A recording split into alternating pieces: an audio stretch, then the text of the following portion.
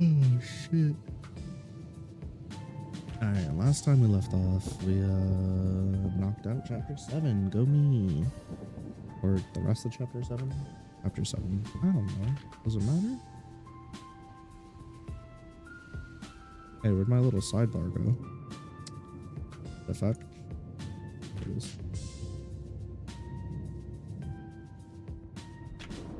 Oh, we started with chapter 7 and finished it. Oh yeah, we're not doing that with chapter 8. Yeah, no, don't hold me to the same standard of the other day. That'd be unwise. 5k words. Yeah, right. Man, this whole shit needs a rewrite. Okay. You can do this, Lucky. You can do it. Come with it. Do I lower the background music just an inch? How about that? That's about 3 decibels worth of lowering. 3 dBs. 3 dBs and a can of beans. 24. Oh, let me see something actually. Might make my life easier in the future. I'm trying to do this shit. Trying to set the volume manually to half. Bear with me. If I did that, is that okay? Right around there.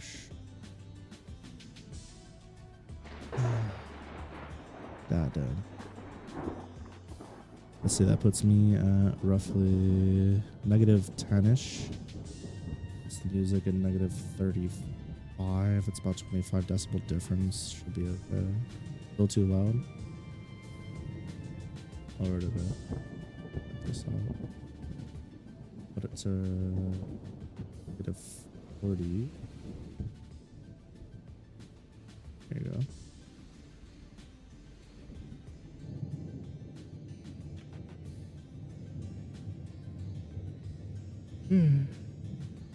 Okay. We'll keep the music around negative 40. My voice sits around negative 13-ish. Fine. Okay.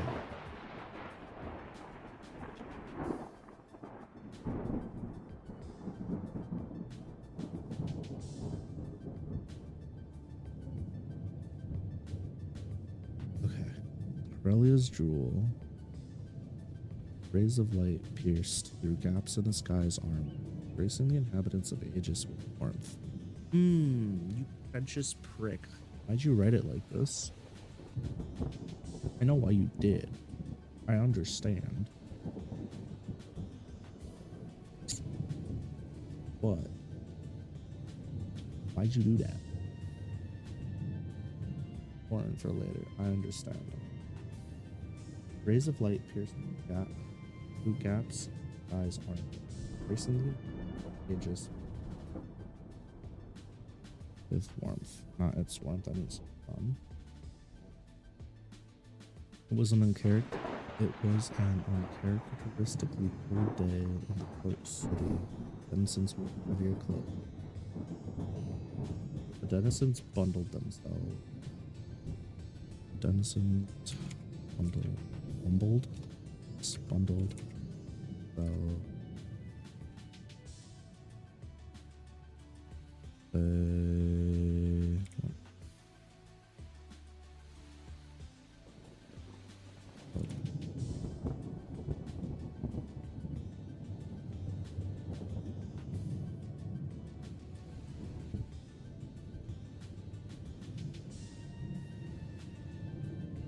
man, it's gonna be one of those sessions. Okay. Then an uncharacteristically cold day in the port city.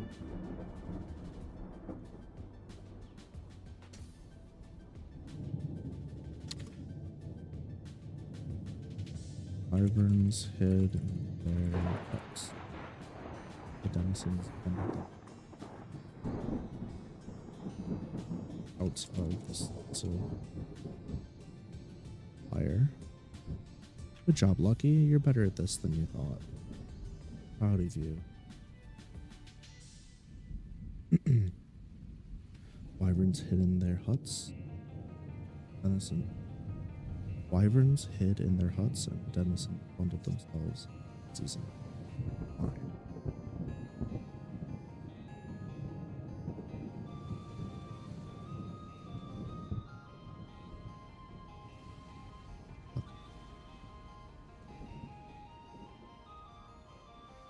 My brain is sloshing. They say a foul wind blows from beyond the sea glass. I would keep having these old days. Ogden complained to Carol. Grabbed an early morning coffee. Fine. Fine. Yeah. Fine. Carol leaned over the counter to help Rogden with his paper. Maybe the case, sugar. But our open air and free shores will keep our souls warm. Take care of yourself, Mom.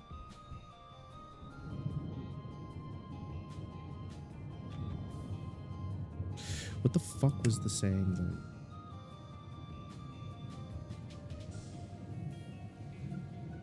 I can't remember.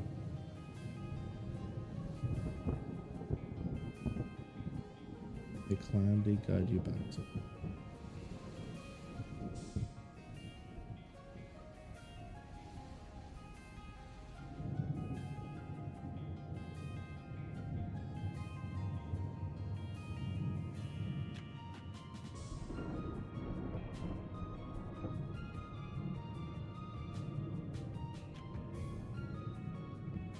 There was a fucking I don't know why. This is like the third time I've forgotten what it was, and I don't think I found it.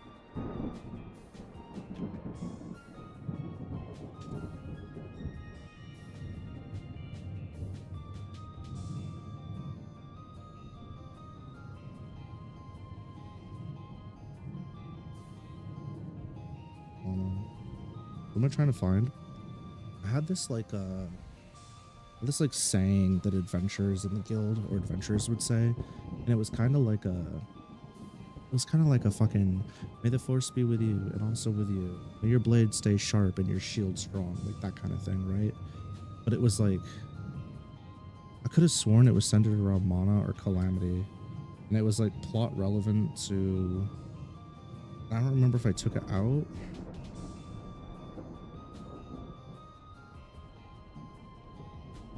Like I'm gonna bump into it eventually. I'm just like, bruh.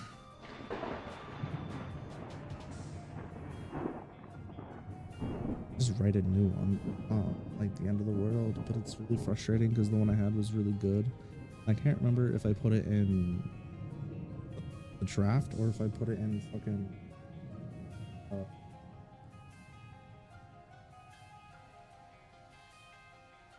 if I put it in the draft, the skeleton, or I just didn't put anything. I know this one's here, but I don't think this was a placeholder I used. May calamity guide you back to it. That was a placeholder. Master Ogden.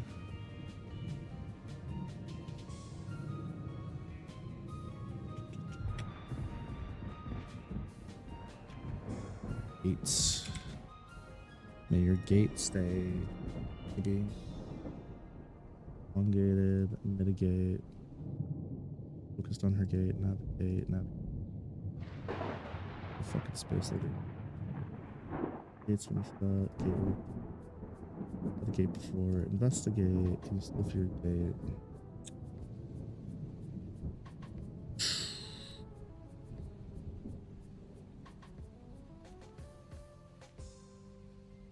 Aegis, I mean Aegis, I think.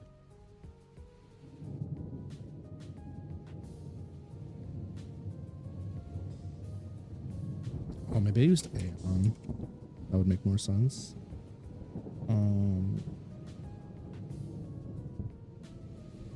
Would be a negative.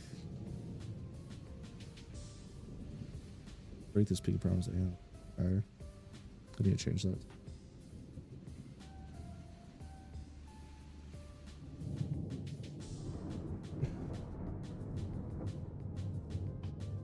I really do be out here doing this to myself.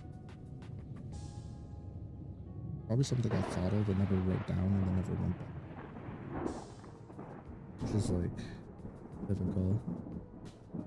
Always the random bullshit. It's whatever. Fine. I'm worry about it later. I could just come up with a new one, but I don't. I'll have to see if I can reach into my memory banks and pull it out my ass. Problem is, if I go too far past this, it's going to require me to come back to this part and put a comment here.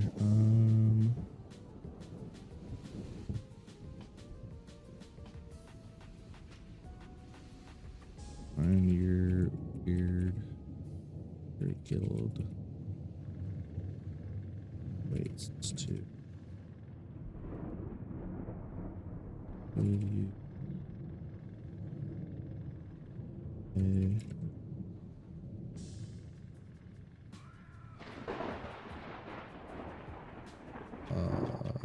Wait, was it?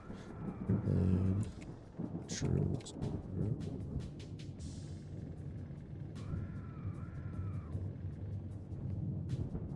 Okay, at least I'll remember to come back to this. Okay. Our open air and free shores will keep our souls warm. Take care of yourself, hon. Brogdon laughed and turned to leave after thanking the cafe. On his way out, he noticed a group of 4 up-and-coming adventurers planning their day.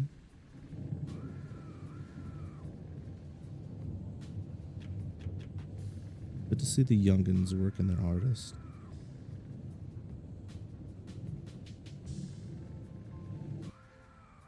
Youngins.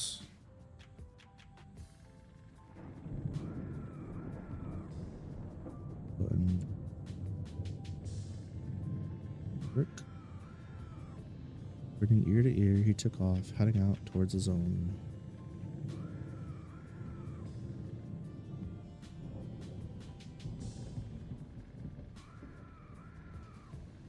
West. Give me your milk. I checked him. Give me your milk. Oh, Tiger protested while pulling a bottle of milk.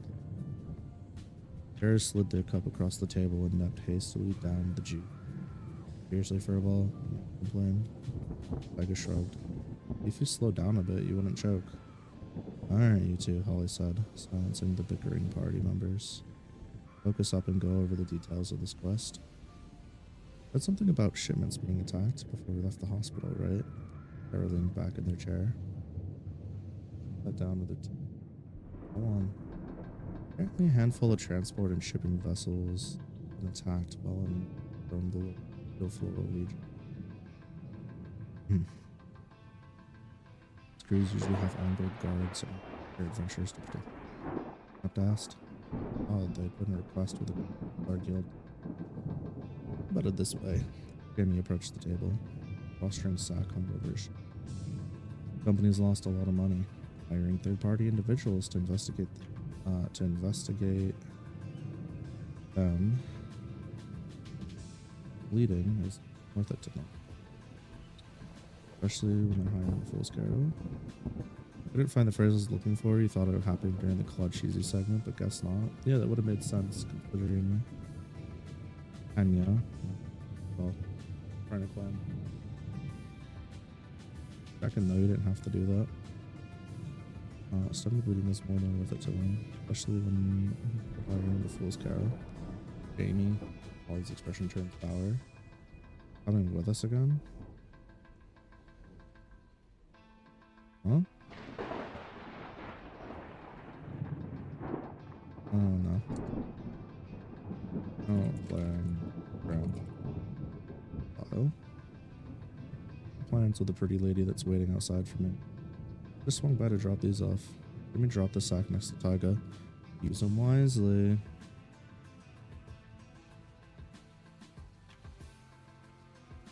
Thanks. Taiga. Walk away. Hey, wait. Taiga opened the bag and saw a pair of boots and an onyx ring. Giving me the stuff. The hunch it'll be worth it. Krma waved and left the fool's carol, leaving Team Decima to business. Amy waved and left the fool's carol, leaving their business. A box. Ep flicked a grain of rice at Tara's forehead. The baggy blockhead. Boots and kind of ring? Oh, no. I said gleefully. Began reading through it aloud. The contents of this chest are destined for whomever may find it. A scepter for the wise, a pair of boots for the brave, a ring for the witty, a bangle for the strong-willed, a looking glass for the curious. My time has run short. Items have served me well in my travels. Congratulations to whomever could see through the illusion. For your spoils, they are a gift. The back of the note, details about the artifacts were written out. Chapter. What was once whole will now be round, responsibly. Reversing its effects requires lots of water. Pathfinder boots. The Koromons posting satellite mon tomorrow. Let's fucking go. Took a minute, but we got there. Pathfinder boots. Welcoming terrain will be tamed. Balance will be and weight relieved. Ring of unburden. Prying eyes inside your mind, beware. You will find elsewhere you cannot find here. Magics and shove it. Corruption, control, extraction. Nay, consider it empty and impenetrable. Gilgamesh's bangle. Measurable pain. Terrifying memory. The otherworldly strength. Shall you wear this device of torture for the might it get, or you save it for a rainy day? It isn't a matter of if its temptations will win you over. It's a matter of when. Hi, Glue Eater. Got enough time to commission 2 chibis of the design in the time span? Yeah, that's clinical if you think about it. Tourmaline's Spyglass. From the comfort of my home, I've visited many locales, some near, some far, some even from beyond our world. Use responsibly, as those within the free intentions will be cursed to a life of darkness. They employed the spyglass. Responsibly, as first intention. Albie. What's my favorite Pokemon? Articuno. Archomp's pretty fucking lit though. As those with nefarious intentions shall be cursed to a life of darkness. By haphazardly. Sounds like whoever had all these items was an interesting fella, Holly giggled. Yeah, sucks though, Tyga whined. Snapped angrily, stuffed their face. Why? You're getting free breakers, be grateful. That's the problem. I didn't find them myself, Tyga sighed. I feel like these were earned. Another sigh, Tyga reluctantly slid the boot on. Perfect fit. But she carefully slid the dark ring onto her shield. For a moment, it was a little loose, but quickly adjusted its size to fit her finger. You love my model? Thank you. My model's pretty cozy. Pretty happy.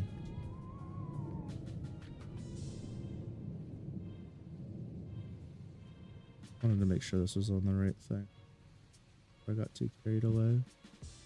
I feel like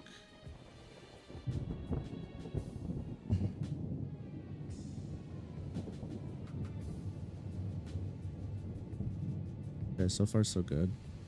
For a moment, it was a little loose, but then it quickly adjusted its size to her finger. Right. Oh, Tyga said, breaking the moment of silence. We just have to figure out what's attacking the ships, deal with it before coming home. The gist, Holly smiled. We'll be boarding Aurelia's jewel, heading through where the attacks have happened. Should there be no action, we will rest in the floral region for a day before heading back. So the whole trip should take about 3 days then, Tara noted. Yeah, that's right. Holly gave Tara a thumbs up. Even 4 hours, so finish getting around and do whatever you have to do. Before we take off. We'll meet by the dock. We'll meet by dock 3 at 10:20 sharp. Group excitedly finished their meals and handful of hours later, Holly approached the docks and cast their gaze out of ever-expanding line. Balls of wyvern overhead blended into the minutiae of dock hands clamoring, merchants advertising, and adventurers bargaining.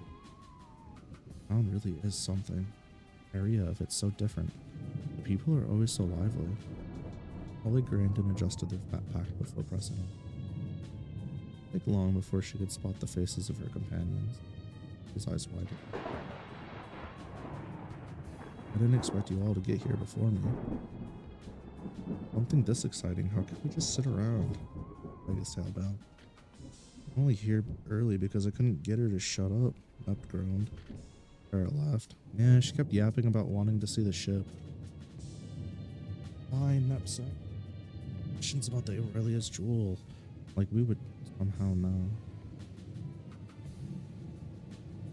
Okay. You alright? Holly smiled weekend. Oh, we have about 15 extra minutes. Why don't we get ourselves sorted? Holly motioned for the group to follow her as she walked over.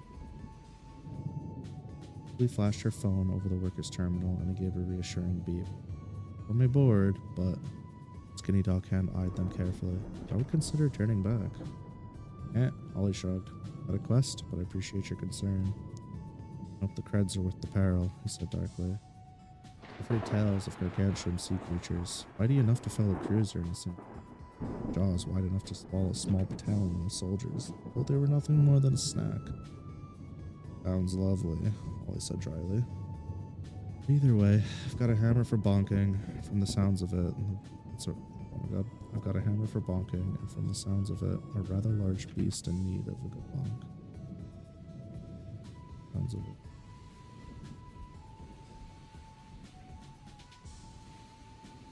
The man simply shook his head, but allowed them to pass without another word. Holly turned her attention to the ship and gasped. Butte. Aurelia's jewel towered over Tube Decima. Ships currently in the port, white and gold exterior, off a presence in the air. It is said that the ship was part of a 13-ship fleet that traveled the world under the command of the Great Conqueror.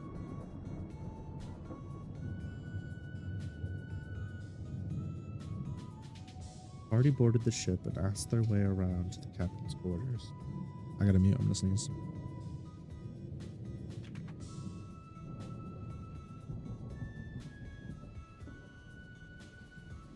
Okay, I just feel like I need to. That's fine. Up on the 13th floor, they found an embroidered door made from gold and chromium. Holly's palms began to sweat. She raised her hand to grab the door knocker. Waited near it. He hesitated for a moment before knocking 3 times. The group waited for what felt like an hour, a whole hour,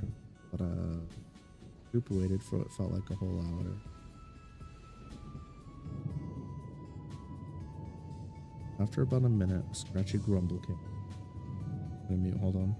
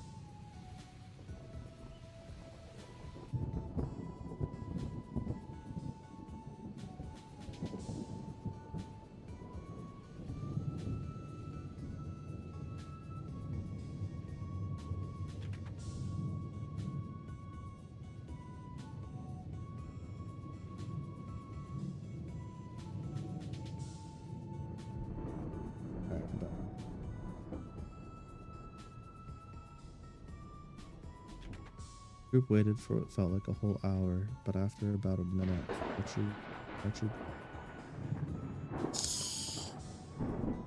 Okay, so the group waited for what felt like a whole hour. I still feel like a comma goes here because of the natural pause.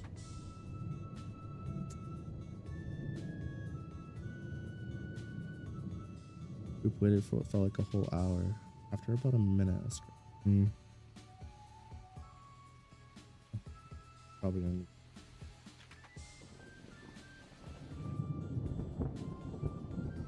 Can I help you lot? I turned to see a man standing no more than 4 feet tall. His golden metallic peg leg bore the weight of his right side.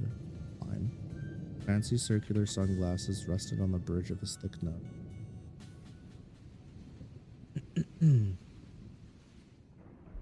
Fancy circular sunglasses rested on the bridge of his thick nose. Their orange gleam freeing his eyes from their vine. Various nautical tattoos and scars were exposed from underneath his blue unbuttoned shirt.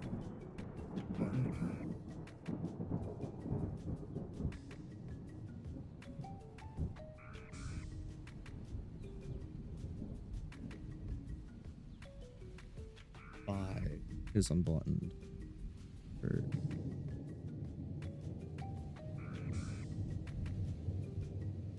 Goes by Bug. Various nautical tattoos and scars were exposed by his unbuttoned blue shirt, and his chaotic outfit was complemented by his unruly black wild beard. Unkept. For all his apparent lack of decorum, he wore a carefully polished emblem of gold proudly on his belt, the laid over his thigh. It appeared to feature twin basilisks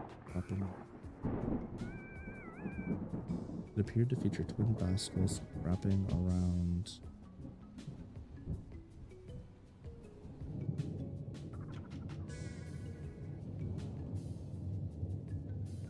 Empearts crust shape.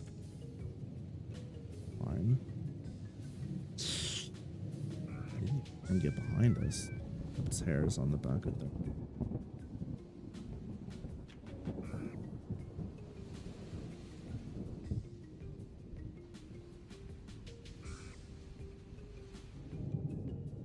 Ollie spoke up. Here to meet the captain. We are adventurers sent from the Fool's Carol. So, I'm the one you seek. Bring proper documentation. Man eyed the foreign type. Here it is, sir. Ollie produced a scroll about. Captain grabbed the scroll.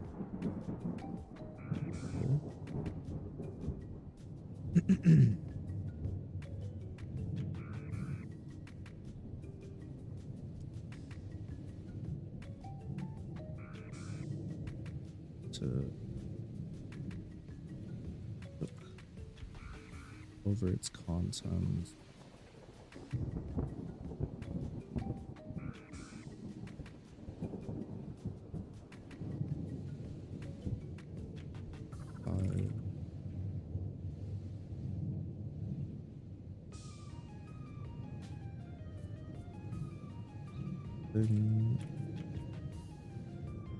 Right.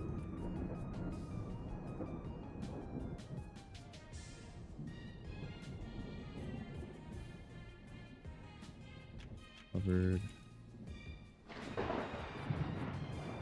Oh.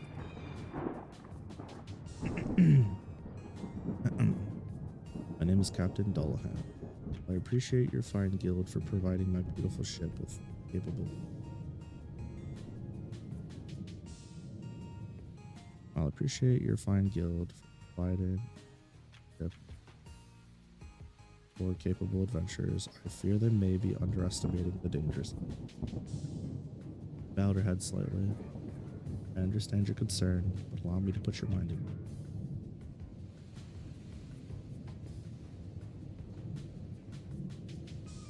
Zelda, I mean no offense to your party, lass. The only thing that would put my mind at the heart of Aegis itself, imaging.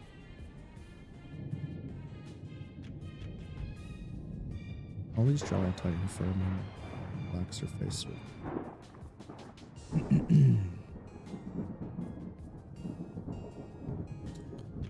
She quickly corrected. While we may not be Jamie, we are a group of varied and talented individuals. Some of us can handle terrible threats alone. Together, we can overcome even more. In fact, we recently braved Mimic Forest, bested a dire pack led by an established alpha, not to mention we fought and won against mimics of ourselves and Jamie.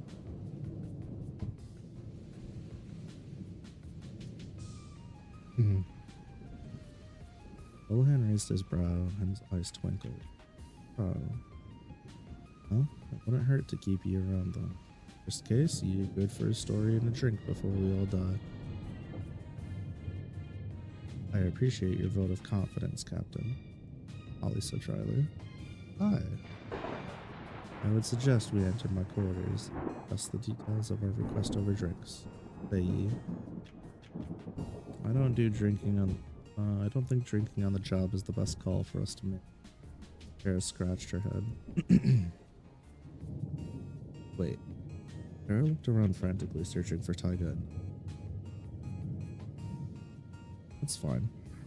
Could use a drink. Go find our resident troublemakers and I'll wrap things up here.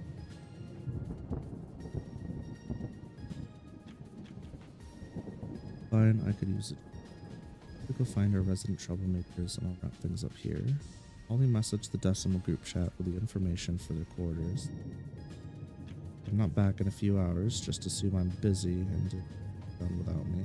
Ollie waved Tara off as she followed all her quarters. Bye. So I'm on babysitting duty. Great.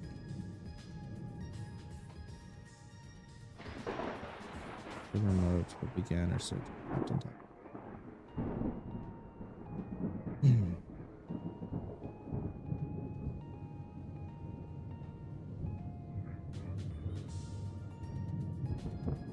A couple of hours had come and gone since Holly entered the quarters.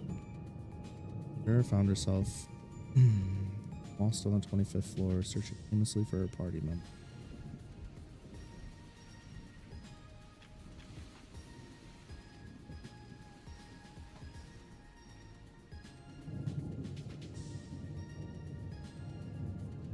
Gotcha.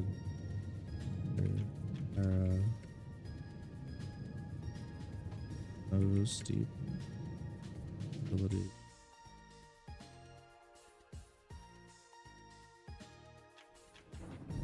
Hurts.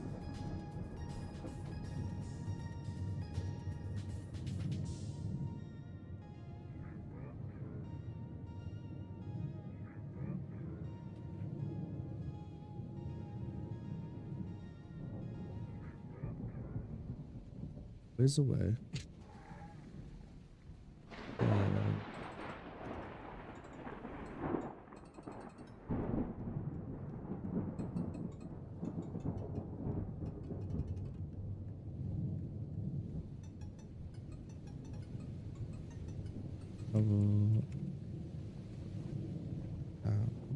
You're under the boat. Apart from me. Gear and belongings were laid out far away.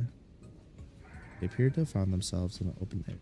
Various training gear, these clearly meant for sparring. No one else around, the two circled each other like two animals in a cage.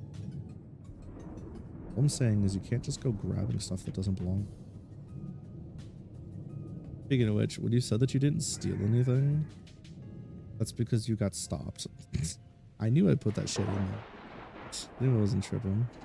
I remember now, Tasso. I did do it. What I'm saying is you can't go around grabbing stuff that doesn't belong to you. I have yelled over this. I got powdered. I wasn't gonna keep it. I wanted to look. Again, that doesn't matter. Why are you always on my tail about everything? I thought we were past whatever this is. Snapped furrowed the brow. I'm not on your tail. Careless and put us all at risk. See how inspecting a vase with runes from my hometown would put us at risk. I shook her head. Still haven't apologized for calling me deadweight. What up, Code? Welcome in. You keep it? Kept it. You said you didn't, but you did. Fucking liar. Taiga shook her head. You still haven't apologized for calling me dead weight. We called you dead weight because ever since we went to the forest, your head has gotten too big for your body to carry, Napt yelled. What? I'm a little be happy we made it out of all that? That miserable all the time, you can't just enjoy a victory? Taiga clenched their fist. Take that back. Napt walked towards Taiga. Oh, apologize for calling me dead weight first. Taiga matched Napt's stride and approached in kind. Two stormed towards each other, and without another word,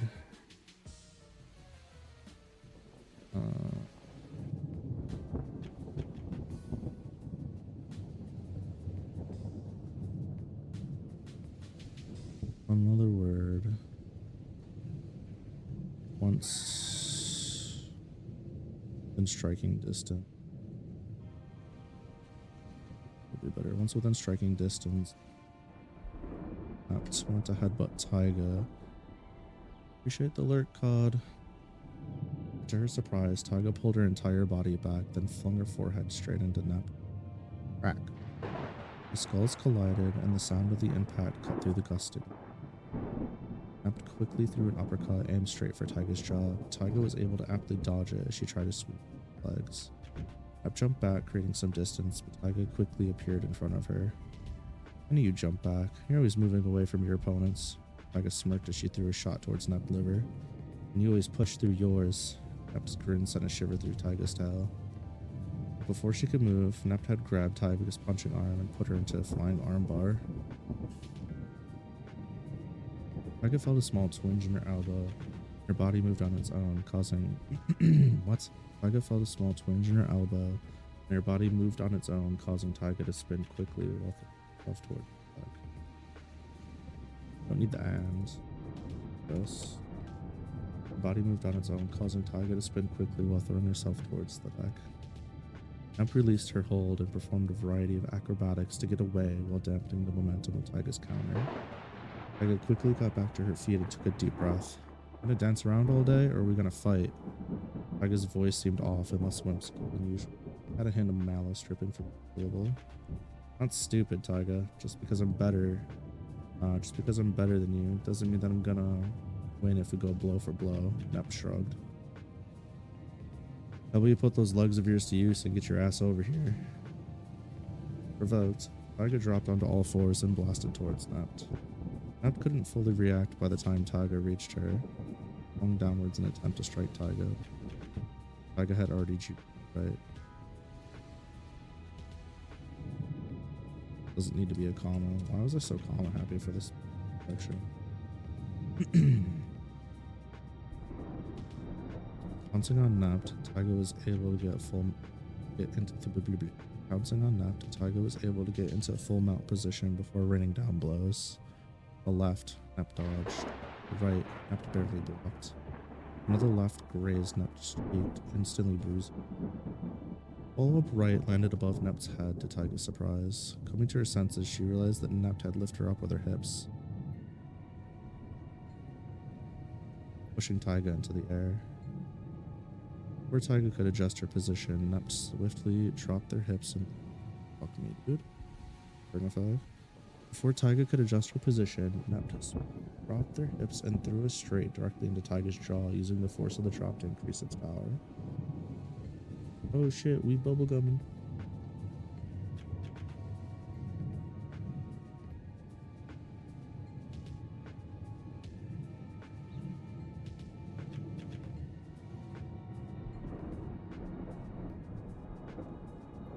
Find force of downward momentum.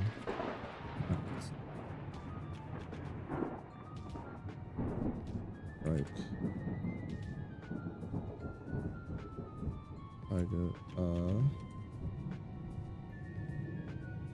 Taiga, vision. Find force of the downward momentum and Napt's swift strike.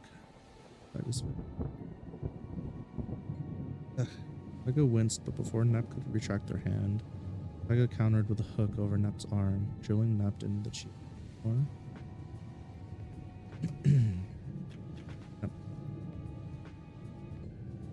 Emp's face began to swell, but she managed to pull Taiga down for a moment, roll to get on top.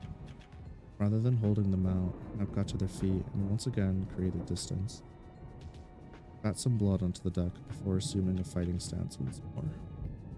Taiga slowly rose to their feet, their nose twitched, light in their eyes had dulled.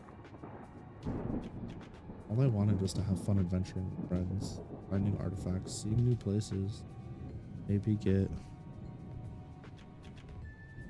Actually, artifacts is friend, that's why I did that. Artifacts. See new places, and maybe get a monster pet or two. I hate me so much. Taiga hung her head, her ear on flat. Emp loosened their stance, dropped their hands to their side. I don't hate you. Just... What the? Get bored? Need someone to be your punching bag? What is it? Taiga yelled. I like you. Upside. Huh? They loved the thrill of the adventure, and even though they could barely use magic, they held their own, always charging in head first without care in the world. Emp's voice began to crack. You know what? We're all stupid enough to believe that they could have defeated anything. Confidence and carelessness led to their death. None of us were able to prevent it, especially me. Emp began to cry, but wiped away their tears with her sleeve. I didn't know. But no, I'm not. I'm right.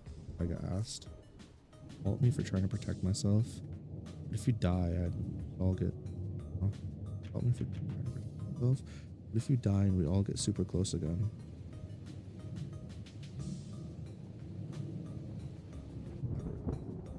What if? Close.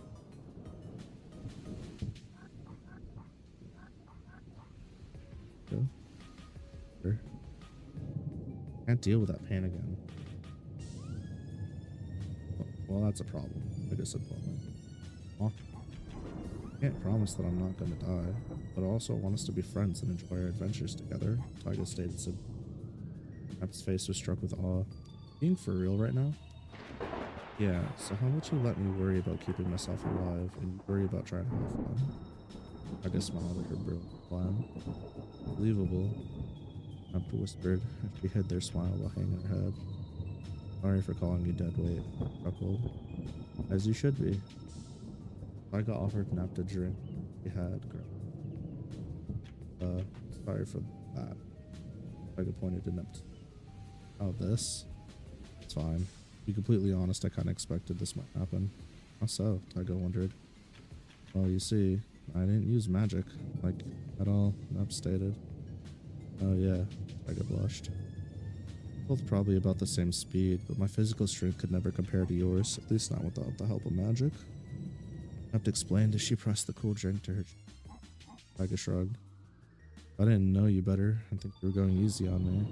And you know you were really just convinced you could beat me. That's not it. Emp rested her arm for a moment.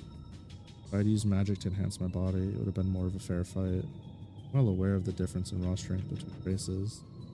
Being said, I'm more than capable of overcoming that with my abilities. Why didn't you? Taiga asked. I don't know. I like it, I guess.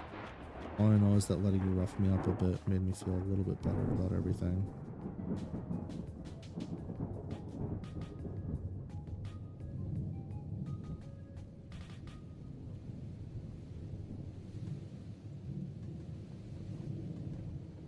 Alright. Careless.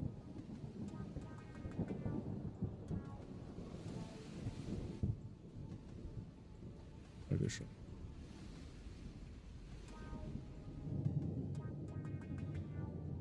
Emp smiled and went to stand up, but her smile quickly turned to panic as she looked at Taiga. Taiga was caught off guard and pushed to the ground by Nep's body slam. Doing, Taiga shouted, swiftly answered by the sound of a trident crashing into her back. The two of them wore serious expressions as they nodded at each other and quickly bolted off in separate directions, howling and symbol.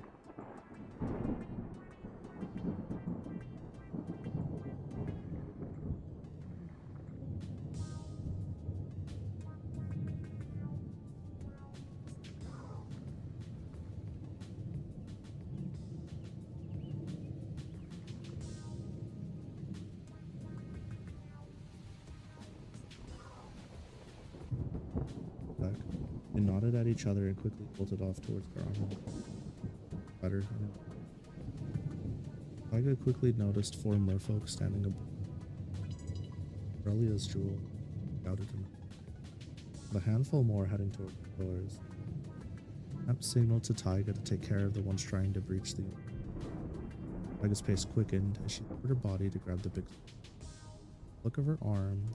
She secured it on her shoulder before snagging her broad feather barrier. Body seemed to be moving at an odd angle. Case her traction. Aha. Boots are crazy nice. Taiga weaved in and out of oncoming barrage of bullet watermen. Her speed never ceased as she closed the gap. Or closer. Out of my way. One of the merfolk charged mana into its arm, flexing it, causing it to quite large. One of the merfolk charged mana into it.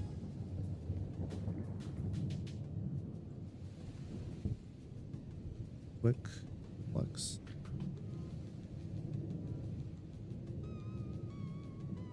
Caused it.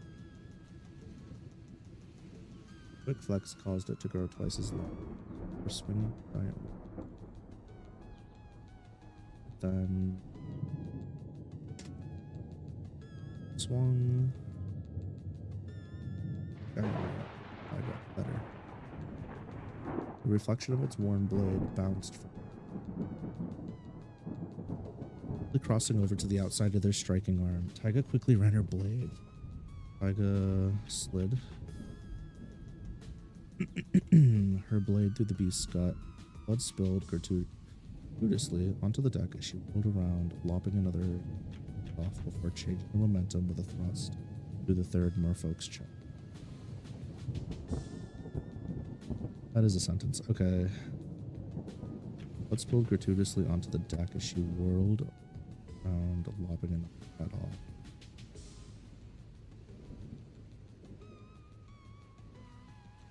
Sharp. Change her momentum with a thrust.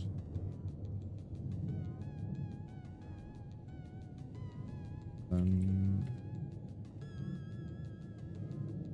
sharp change with thrust.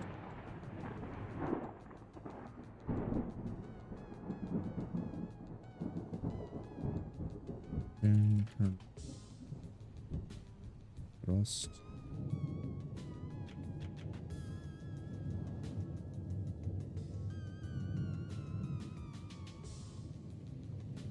Hot feather.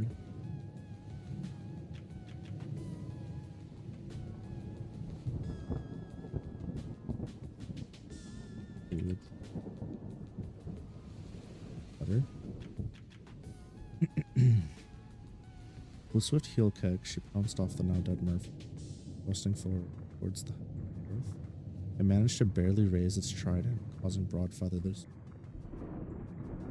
Oh no, Taiga said as she began to move that. The merfolk began to smile. Its mouth leaked some parasitic worms near to the depths of the like, Taiga giggled. Taiga's shield had been in her offhand, cracked into it caused its entire jaw to rip from its head, left writhing in pain on the deck while Taiga went to deal allies. Back where Nept and Taiga had been fighting, Nept found himself surrounded by a dozen or so merfolk. He had quickly used Ouroboros to dispatch of the first set. More came from beyond. More came from beyond the gunwale. I tuna fish out of your friends. Are you sure that fighting me like this is a good idea? Nept goaded the merfolk. Synchronized attack, the merfolk utilized their tridents and the water bullets to spell Nept. For 6 seconds, lived in the center of them, slipping their attacks, routing them. Didn't seem to be able to make a move offensively. Suddenly her eyes lit up. Wrapped one head of Ouroboros around the bottom of her foot and allowed it to spin around her heel while dodging the faster. She thought as she grabbed a trident. At the other head of Ouroboros wrap itself around the hilt. Another trident narrowly missed Nep's edge. flipped onto the ground, starting over. Trident that Nept had latched Ouroboros onto, ripped itself from the ground and spun around. It aptly diced Nept's foes as it circled around. It circled over.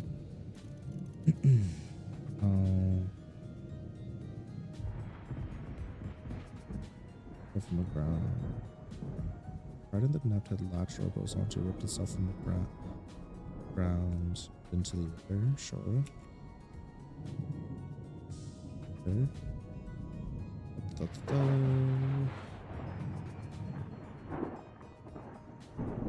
Rapidly diced Nep's foes as it circled around. Fine.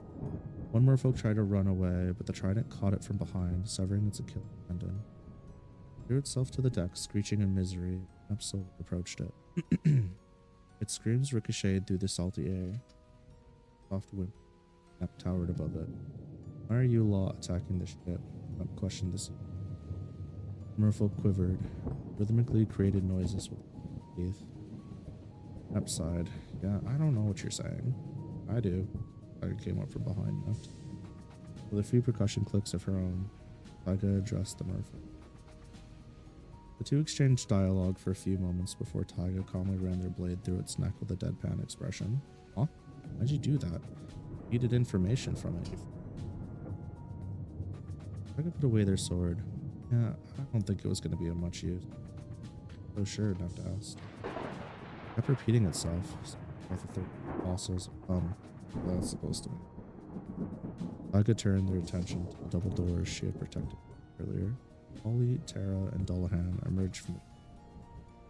Stepping over the bodies by the door, eyed the pair suspiciously, while Tara inspected the bodies. That's not a sight you see every day.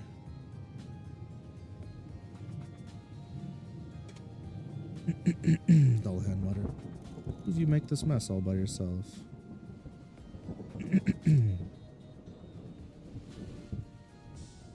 Those. Captain Taiga nodded in sync. Dullahan shifted his glasses. I had a bad feeling about this. Our folk haven't attacked us in decades. Why start now?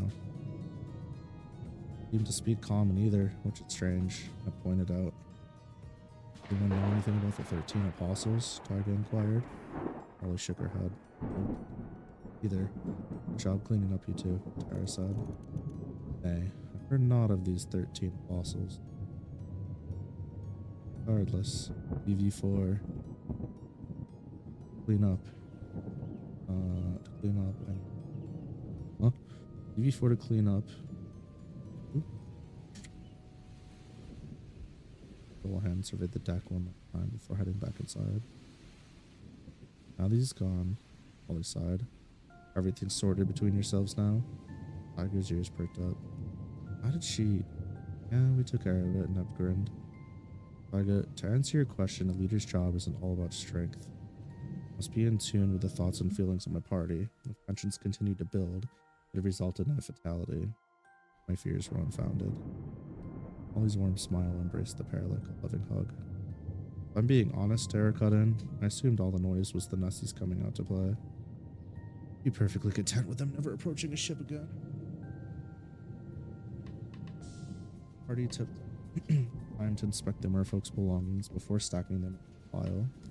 Ollie held out her hand and channeled them on briefly before Emma. For a few minutes, the remains were nowhere to be found, not even a speck of ash. Hot. Increase your flame's temperature, Tara wondered. Yes, I'm getting stages, so I don't have full control of it. Well, soon. Ollie's face bore a determined expression as she cast her gaze out into the expanse of the ocean. You know, I was thinking, Taiga blurted out. Oh, that's new. Nep smirk. Very funny. Boat a little too large for us to fight effectively on. Ollie nodded. Yeah, I'd been thinking that myself. 4 of us, we could realistically cover every side of the boat. Then if a Nessie were to show, we'd call for help and fight where it's located. There's no way it's just gonna stick around. It's gonna take advantage of its domain, Taiga reasoned. Right. That's where I come in. Fair side. Jump pads again. Holly leaned in. Unless you may have dominion over the water, we'll have the skies on our side. Sense to me, crossed her. How long do you think you can hold them before drying up? Her scratched her chin. I have to cover the whole boat and its exterior? 15. Not fast.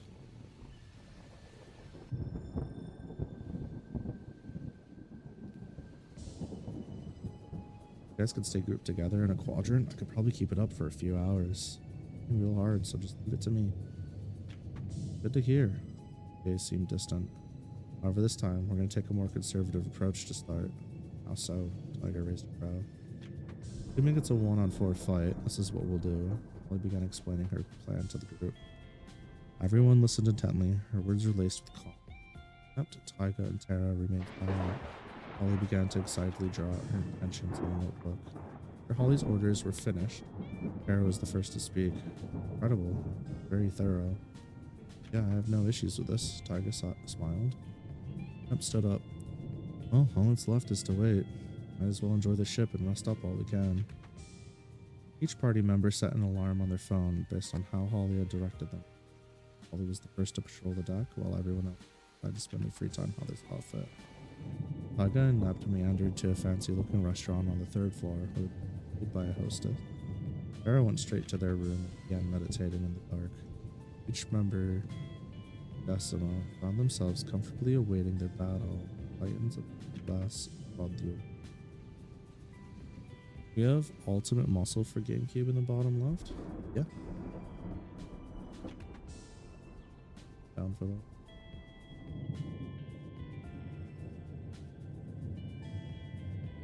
Helps if I type the right thing though.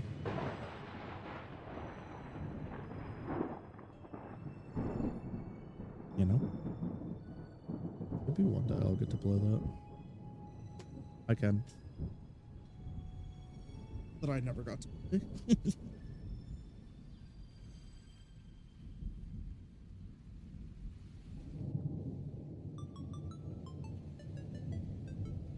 Oh, okay, well, I guess we're done with this chapter. Somehow we managed to finish the chapter before the end of stream. Thought I'd have more to do.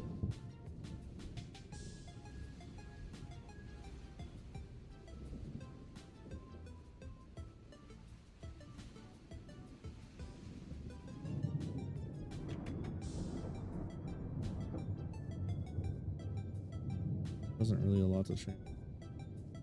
Mostly just think about the one thing. They should make another, but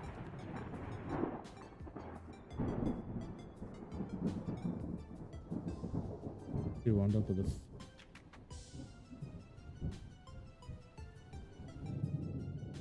What I'm gonna do, I'm gonna come back to chapter 9. We're just gonna go edit chapter 10 because it's part of grouping. It'll just make my life easier. I'm already thinking about it and we're already in the process of editing the group.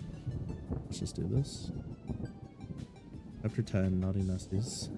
Midday sun down onto the bows of the. Emp wiped their brows. She paced the deck's perimeter, powering the ocean. So hot. Or what? Emp checked her phone. Man.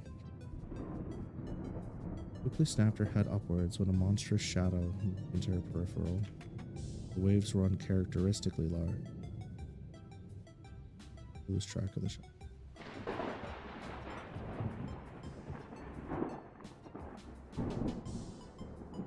Characteristically as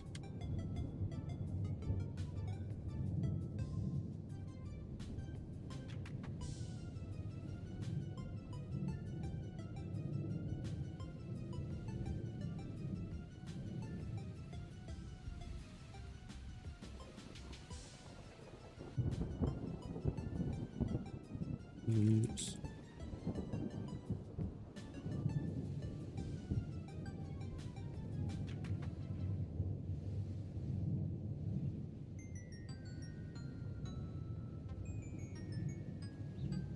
Lost. Shadow.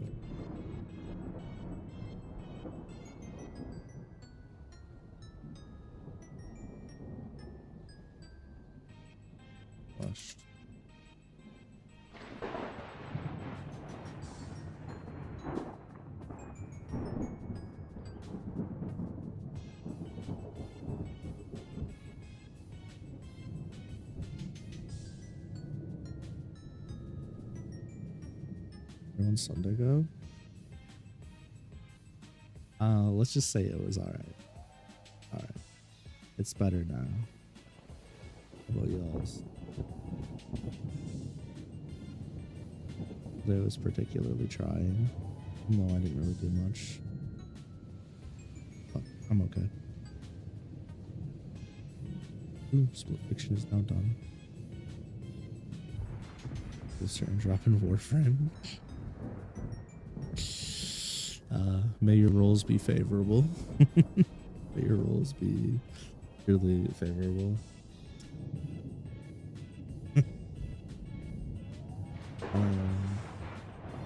Be safe, I'll call it in. I raised her phone to her left ear and continued searching the deck.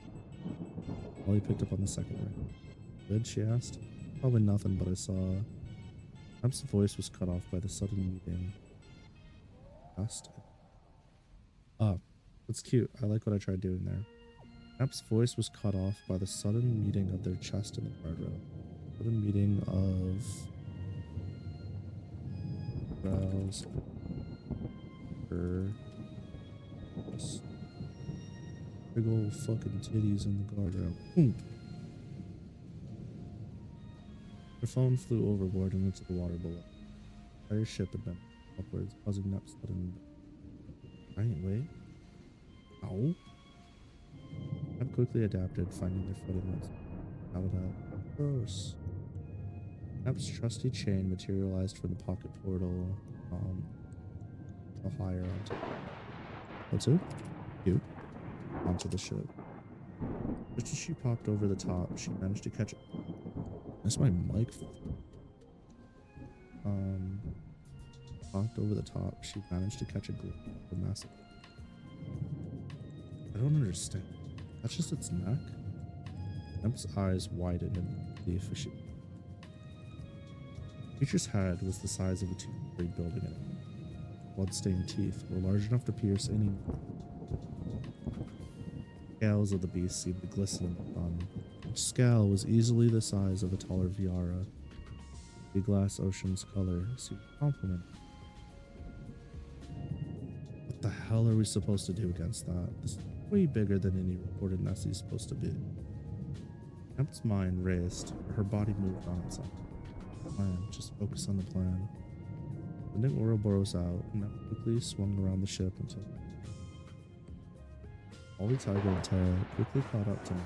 All four of them stood for a moment, basking in stupor. The plan remains. Holly's voice brought the team back to read. You two, get going. Tara, set me up. Right, shouted. Tiger and Nep dashed in opposite directions, heading for their designated points on the ship. Tara quickly summoned a perfectly rectangular bounce pad made of Holly.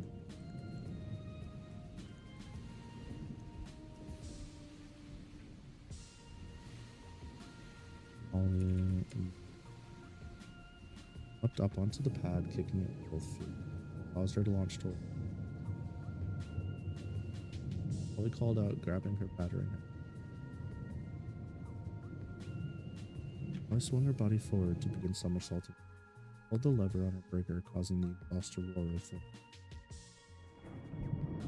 Racing towards the Nessie, Holly began spinning multiple times. Each rotation, she gained even more. Gritting her teeth, Holly held on with all. Finally noticed Holly. By the time it did, it was already too late. Holly's hammer landed squarely on the Titan's maw. A thunderous crack echoed and vibrated the party's chest. Blown back, the Nessie crashed into a massive weight.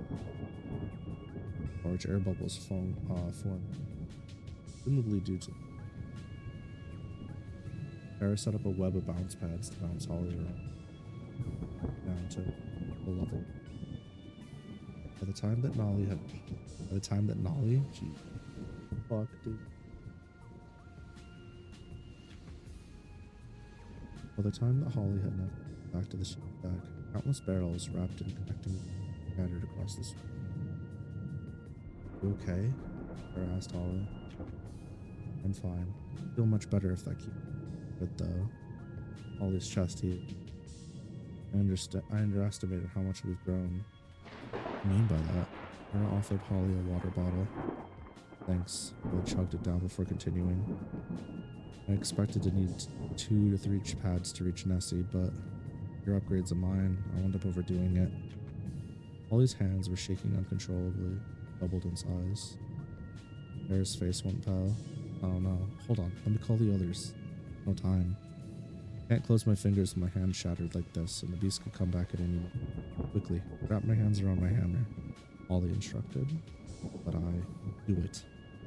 Holly's eyes burned with determination. Kara nodded and produced a set of wraps, sticky solution, and some magical chain.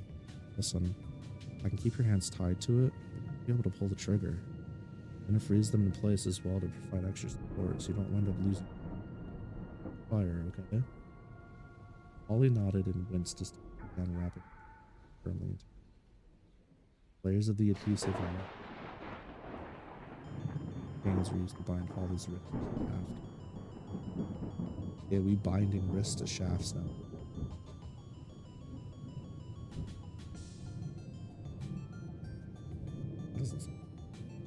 Oh yeah, it does. My ice magic isn't the strongest, so I know. No fire, you just place it. I don't know how you're even still loose. Damage should be enough to drive anyone mad. Kara finished freezing her patchwork in place. All set. Nothing stupid now. Here's my field. Ship shook for a moment before 4 more Nessies popped up from below. One was a fraction of the one that came before them. On their heads hung the web of barrels that had been set free. Of course the trap worked. They clenched their jaw. We can't use your fire. I got this.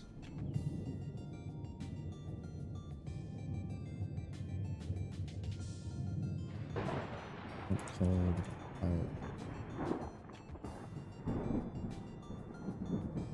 Sarah. Our mind, said calmly. Nap thrusted her arm to her side, depositing Ouroboros,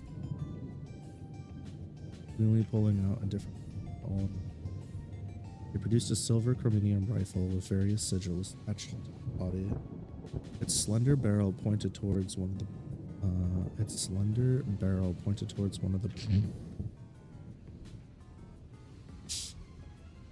of the explosives centrally located among Carmine's spark.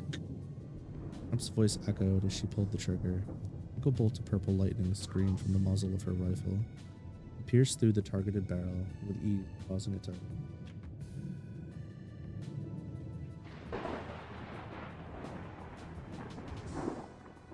followed was a chain of explosions among the barrels that were tied strategically. Chunks blew off the Nessies, sending their body. Chunks blew off the Nessies.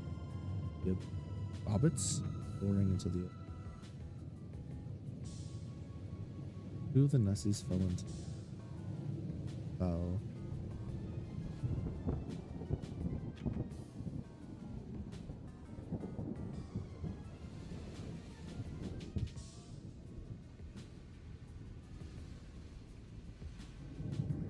Really garbage.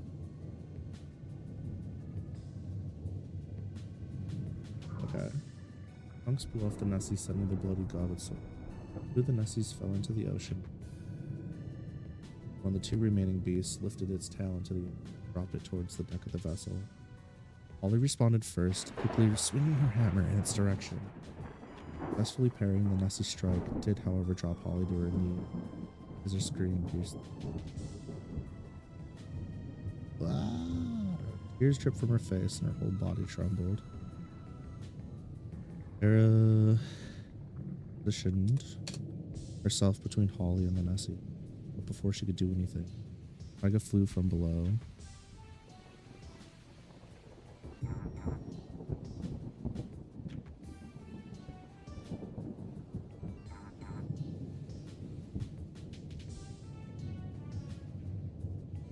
Mega flew from below, plunging her broad feathers straight into the massive. While writhed in pain, Tara swiftly set up a handful of bounce pads for Tiger to utilize.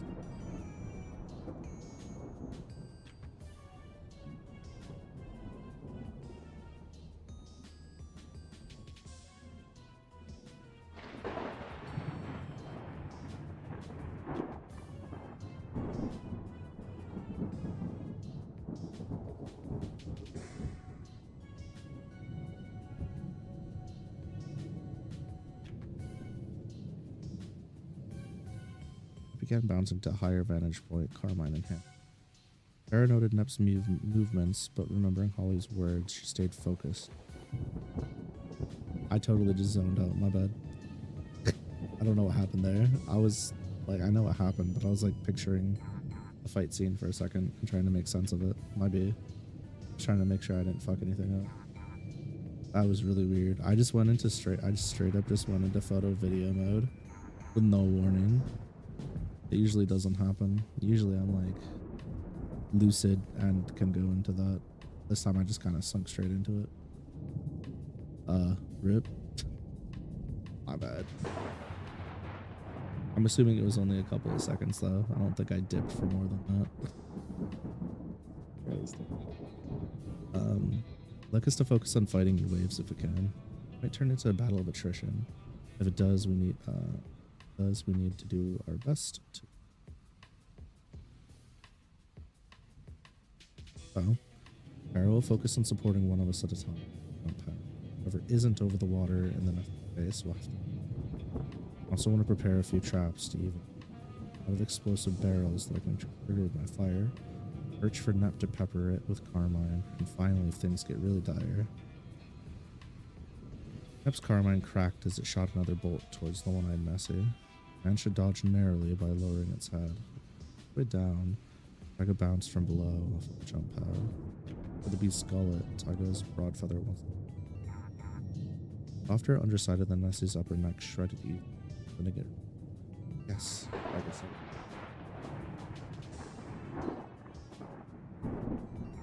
The other Nessie sent a blast of pressurized water. Very quick reflex issue. Able to use broad feather.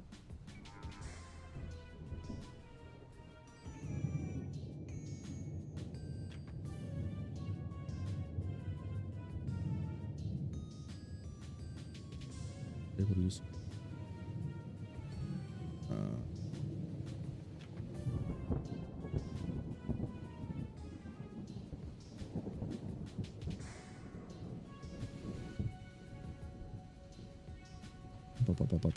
Up.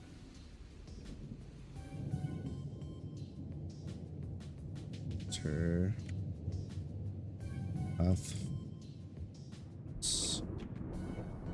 Begin moving out.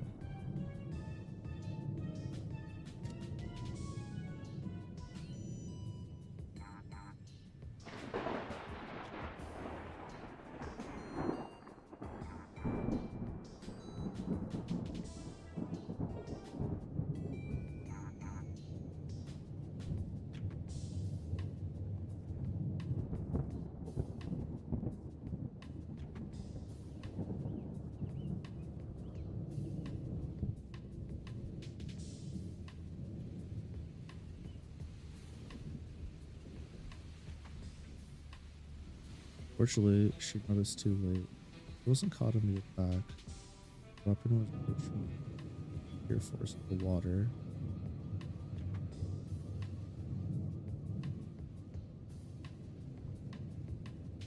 Unable to fully.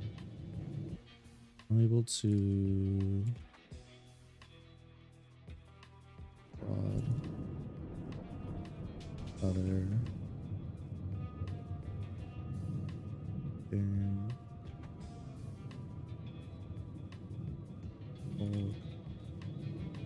Your boot. Ball. Tara tried catching her with a jump pad, but the bigness.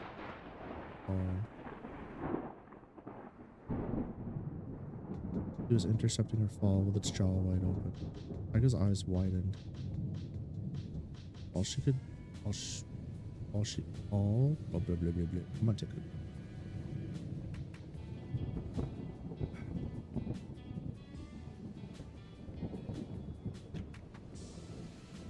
That's nice.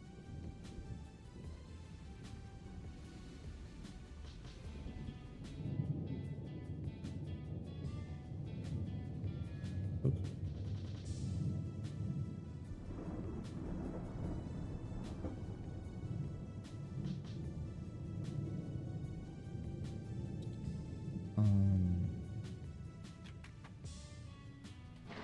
All she could see was the blood painted profile that's related to mind flashed her hometown. Gun melon field. Play with the light. Growls.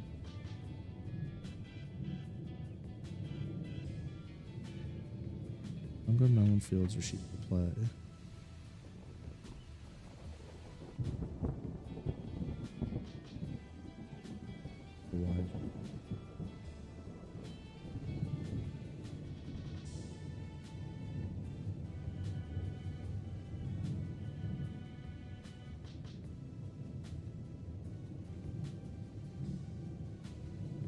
Loved.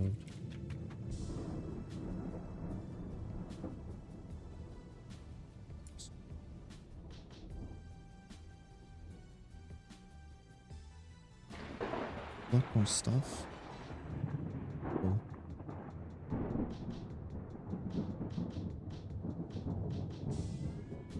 Find. Megha closed her eyes, accepting her fate. Suddenly, grabbed her from the. Get over here.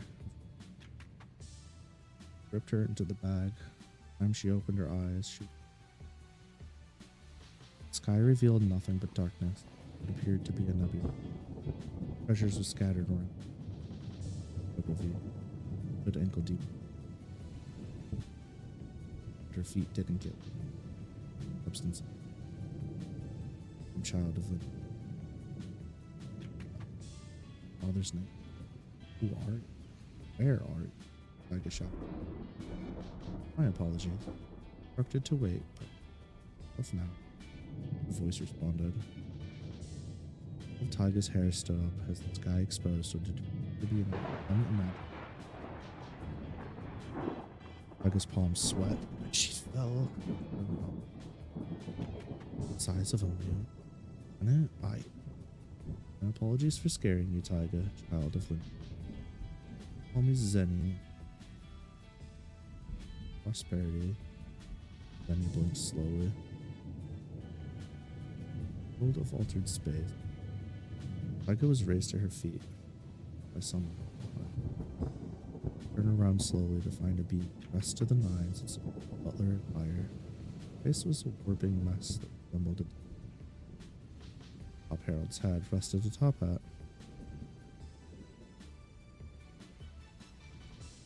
The cane tucked under.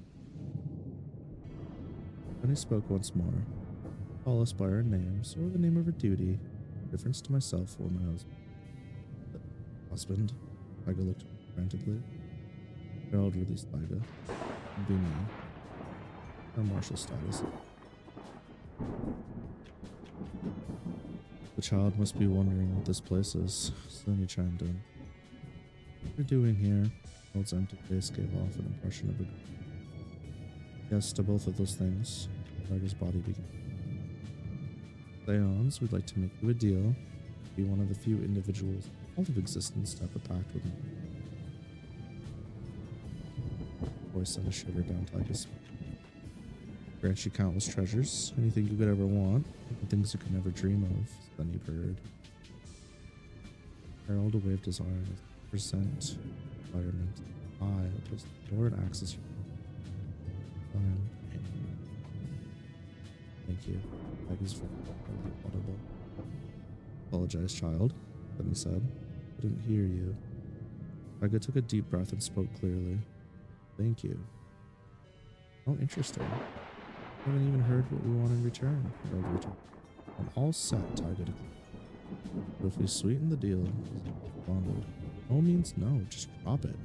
Why is everyone trying to give me stuff? I want to adventure with my friends, see cool beasts, and collect shiny stuff. Leave me alone. Okay, Herald tapped his cane.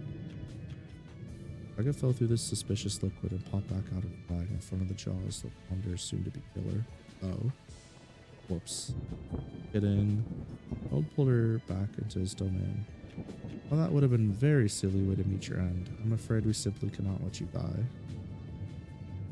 Here. Harold admitted. As long as within reason, I don't see why we couldn't assist the child. Then he sounded angry. Taiga was unable to catch her breath as Harold continued his rambling.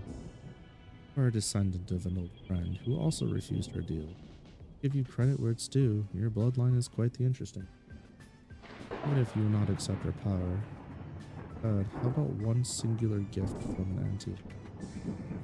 Taiga shook her head in defiance. Only until you reach Lanterre, Zen. So desire, part your ways with us. Taiga remained silent. Apple and the tree and all that, Harold.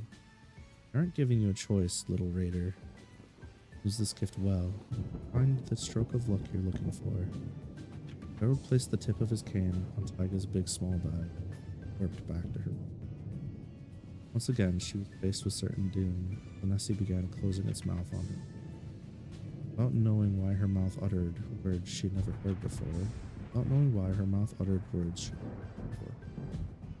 Gopher's finger, if you'd call so soon. A familiar voice rang through her mind. Sounded like a mix between Benny's and Harold's, had its own twang to it. An arm made from the same nebulous sky and water-like substance reached for her back, grabbing onto her fang before whipping her out of the Nessie's. Looked over her shoulder as she began to free fall. Missing something? The voice called out once. Who are you? Aren't Harold or Zen? Taiga shouted over the wind. Forgotten about your dearest buddy old pal. The voice seemed to stabilize and to entirely stabilize. Taiga's eyes teared up as the arm delivered her broad feather, her sword arm. Alum, they said happily. Ano? Taiga called out. Good luck. The hand waved before disappearing, leaving Taiga alone. Ano, wait. Not the time for that. She quickly recovered, flipping herself over to face them. The uninjured one already began swinging its tail at her, ever ready to barrier to dampen. But before it connected, thunder cracked through the shadow. With a flash of purple lightning, the beast's entire upper body evaporated. What the? Taiga turned her attention to Aurelia's rule, plotted and napped up on the hastily crafted built earlier. Right side of the gun had popped out a chamber where Nekra stuck their right hand. The veins on the right side of her body gave off a purple glow. She exhaled. Sparkling mist fell from her. Nep's eyes suddenly developed dark pockets underneath them, and her body wobbled with. Harry quickly adjusted her jump pad setup to allow for Taiga to quickly navigate around the remaining Nessie, let out an hand thrashing, but Terra's ability paired with Nep's natural battle set flexes love. Every pass, Taiga managed to wound quickly. Within a minute, its movement slowed to a crawl. Ragged breathing and battered body tipped the team off to finish things. Bad for it. Taiga frowned as she ran her blade through the Nessie with a fine, proud beast. Wrong foot. Leaping from jump pad to jump pad, Taiga made her way back to the ship's deck as the Nessie crashed into the ocean. Mana looking, Taiga asked Tara. Tara grinned. Got plenty left in the tank, which is good for at least a few more rounds. Taiga said. What's wrong? Holly piped up. Taiga sighed. Got a feeling this isn't over yet. Not the only one then. Holly's eyes shifted nervously. If I'm being honest, we did well, but that mammoth of a Nessie was completely unexpected. I think we could call it an alpha. Dropped that. To be honest, we might be in trouble. Have to agree, Holly nodded. Can't use my hammer anymore. Too risky to use Lilith's powers here. Wait, who's Lilith? Like I asked. Alright, I never told you. My ability to control fire is more or less from a Hellcat named Lilith. That's a story for another time.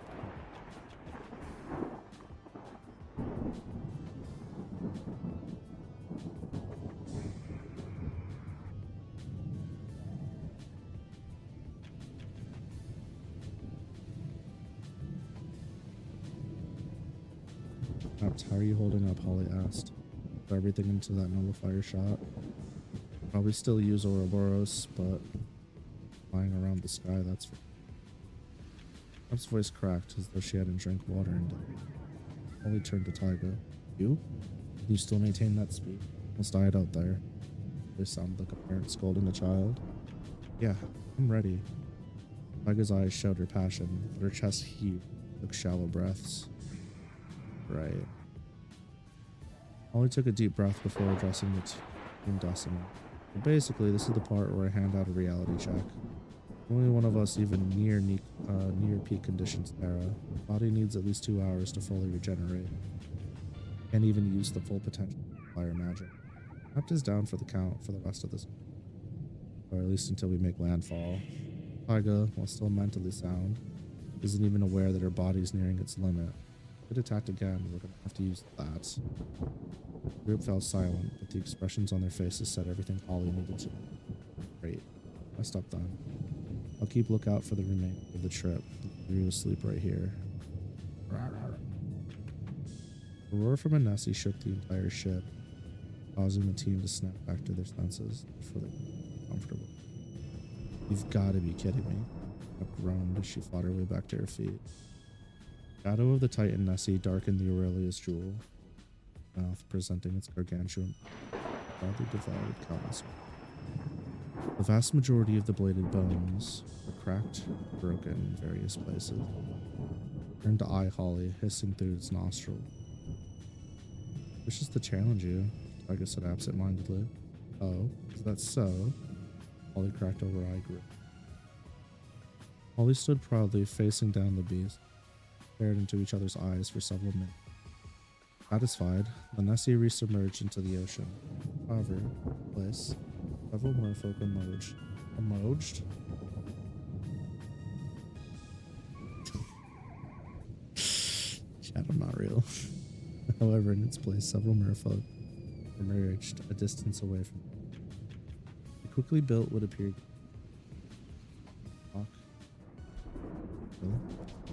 the team hurriedly tended to their wounds and tried to eat a little bit while they waited. After another 20 minutes, the arena was fully finished. The Titanic Nessie reappeared on the outside of the arena, causing it to sway again. I think it wants you to go over there, Taiga said. Holly shrugged. Alrighty, Tara, if you'd be so kind. What? No, you can't be serious, Tara objected. Actually, I'm very serious. Keeps the ship safe for now. Gives you 3 some time to recover. But you're pointed out. Even if we didn't care about you, there's no way you'll last long in that condition. So, you're gonna have to trust me on worst case. That. Holly smiled and note. Fine. Their objection? Put it like that, how could we ever refuse? Tara whined. Sighing, she created a bridge of jump pads across the... This is the song that always fucking gets me. Playlist. Every damn time. Can't stand this one. Go to a different...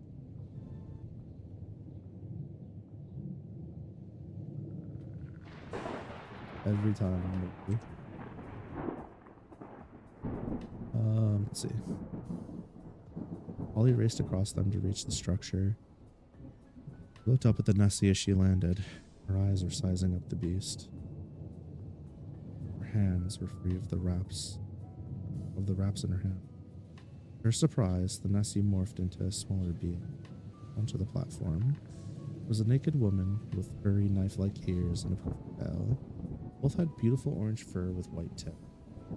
Bangs covered her eyebrow, but allowed her mystical red eyes to see freely. Oh, pardon me, Demiel's voice was soft and smooth.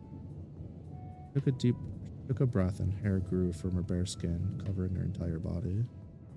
After a moment, transformed into a rather modest Miku robe. Her eyes cast their gaze well Gaze beyond Holly into the Aurelia's jewel. Your friends will be joining us? He asked. He stared a hole into the woman. Wasn't aware they were invited. Strange one, aren't you? She giggled softly. My name's Amelia, Wyvernheart. Pleasure to meet an adventurer such as you. Dawkins, was Carol, Holly declared. We'd be more inclined to share the sentiment if you hadn't attacked the ship. Come now. Amelia's...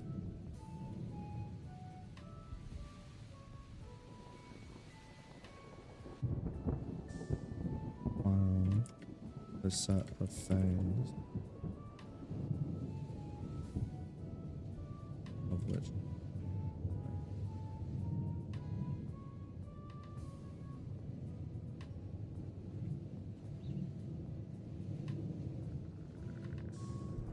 One ship in a valley of thousands. Morality of attacking passenger ships aside, I take it you're of ennobled kin then? Holly inquired.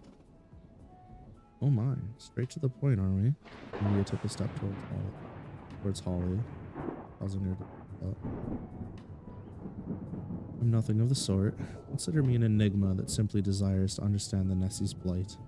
I am, like you, very much one who walks the earth as a demi-being. Huh? Holly gasped. Amelia sighed. Tired of this chapter of my life, but a little bet to spice things up. You have in mind? Simple, really. I wager that in the next 10 minutes, your gang of evildoers will come to your aid in an attempt to outnumber me. Amelia pointed at the boat. Evildoers? What are you waffling about? Holly bore an incredulous expression. Amelia waved her hand in the air. Pointless. If I win, I kill all 4 of you and sink the rotten ship. Wrong, Holly gritted her teeth. You can do whatever you please with me. I know your type. I'm never wrong. Oh, and if you die before entertaining me for 10 minutes, the bet's null and void. I can agree to you killing me, but not them. Holly stated simply. Fine. Accept. They attack me.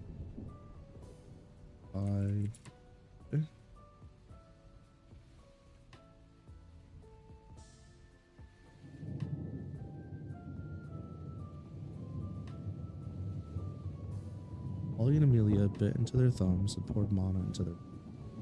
Drops of blood formed a trail to the others. The drops of blood formed a trail to the... causing a spiral between.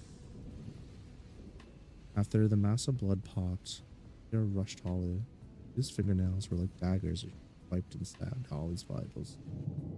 Holly synced with Lilith, causing her aura to... Oh my goodness. Cat ears spawned on her head. They too were in flame. With Holly's neck of flame in play, she was able to deftly pipes. Last knife strike of him was short of Holly's throat. Holly leaned way back to it.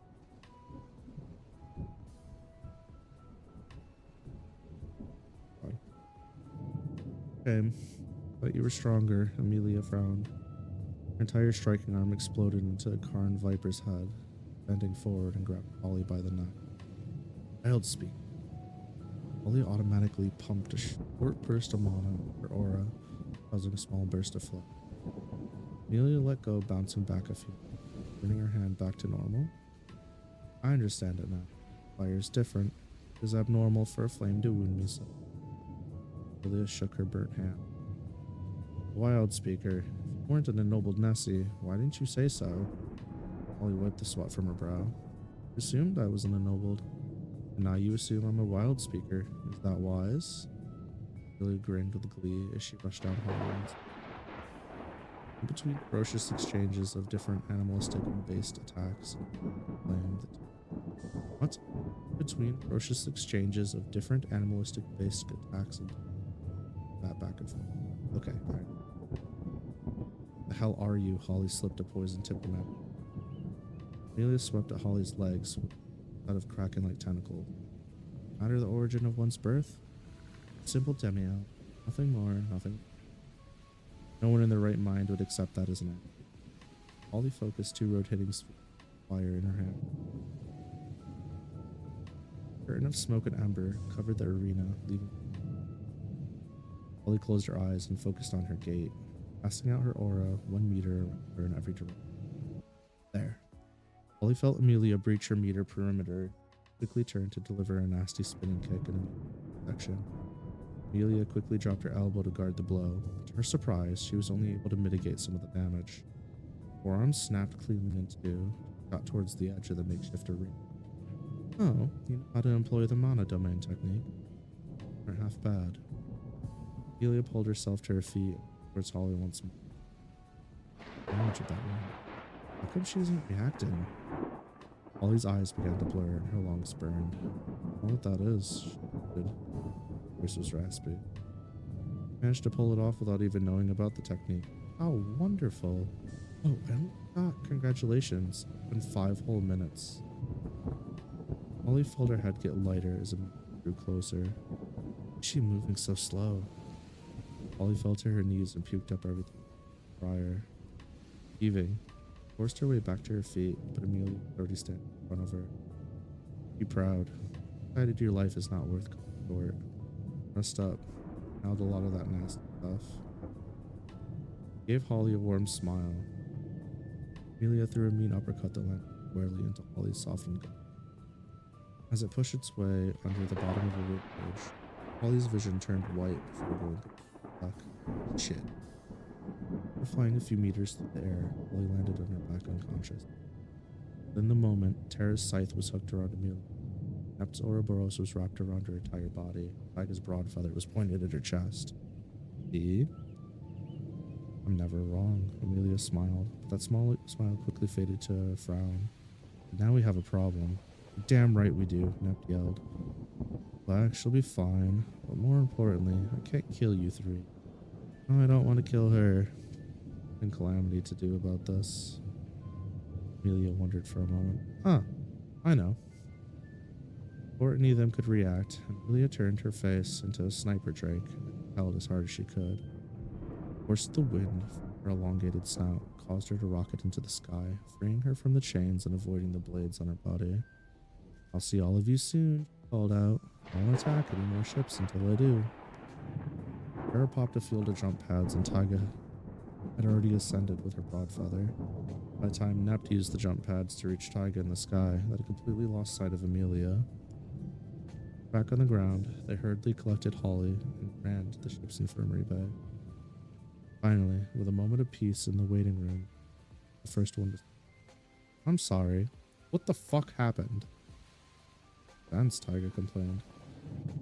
Nep groaned. Sure, when Holly wakes up, she could explain, right? All agreed to hold on to the questions until Holly rejoined. Meantime, Nep was forced into their own medical evaluation. The other two went to find the captain. Quick debrief with Captain Dullahan. The remaining two of the group returned sleeping and keeping a lookout. The remainder of the trip continued without any further incidents. Holly woke on the final day, just in time to reach the coast of the Leoforo region. Wait a minute, I will find you. Holly clenched her fist without a trace of pain. Team Decima had seemingly completed their mission, but were left with questions that they had. Yeah, sure. Take it. Good chapter.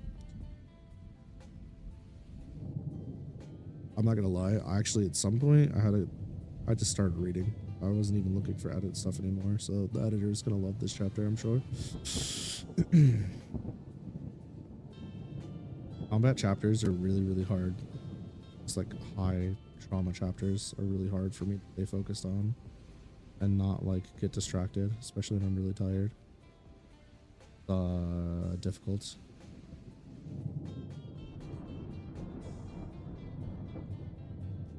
Don't do it intentionally. Wow, look at me, 2 chapters. Aurelia's Jewel and Naughty Nessie. Pride celebration. Finding the innocent. First adventure. The promise of a good fight left. Problem is, first adventure. A lot. This is probably gonna be the most reworked chapter. We're gonna kill Harmony. That's what I decided. Trust, it's worth it.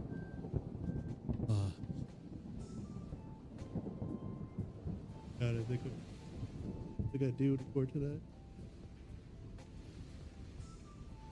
Yes. I mean, Harmony was, when I originally wrote the chapter, Harmony is a ennobled mimic that has sentience and could talk and all that fun stuff. It was supposed to die in that chapter originally. But I said, well, maybe we can make it work so it doesn't have to die and we can go deathless here. But no, it needs to fucking die. I need to go back to what I originally planned. And I also need to change the portrayal of Lucky Vegas fight. I need them to work a bit harder. Oh fuck. Damn. Before that though, we got Pride event celebration. I mean, the book's basically done. The real question is gonna be A, how long is it gonna take the editor to edit, and then B, when the fuck am I gonna be able to do the book cover? I don't think I'm gonna do a full ensemble book cover. I thought about doing it for the hardcover, but after looking at pricing and then just looking at like the overall look of the book cover, I don't think I'm gonna do that. I think what I'm gonna do is for the ensemble picture, I'll make like a poster playmat thing and just go that route. I think that's probably the better way to do it.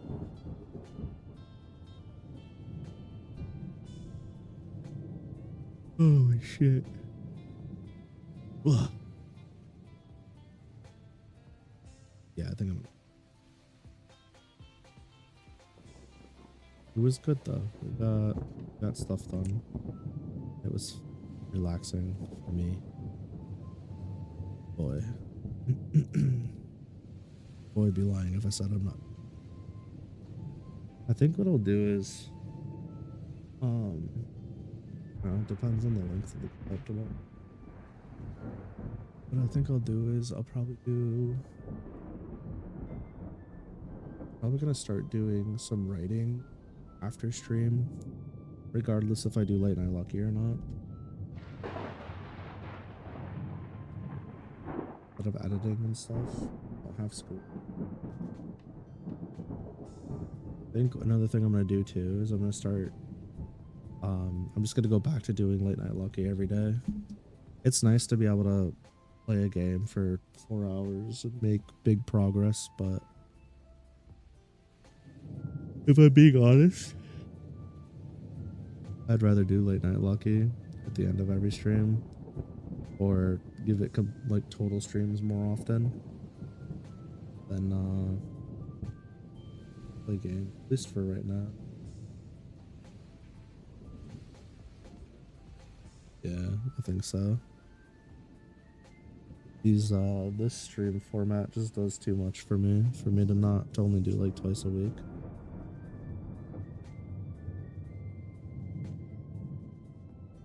Yeah, I think that's the plan. I'll leave. Who is live? Who's is live? Video is no longer live. Plus is live, but I'm pretty sure we just went there.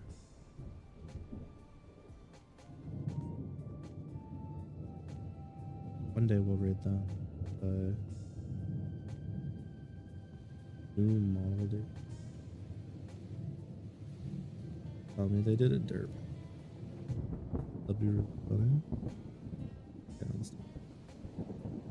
Alright, here we go.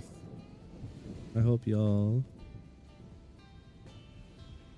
need to press the right button. Big dog, please send help. And help.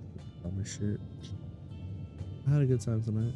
Hope you guys got to relax. Had a good time. I'm gonna go ahead and call it. And don't forget tomorrow doing a Monster Hunter collab with Cam, Connie, Repo, Monster Hunter.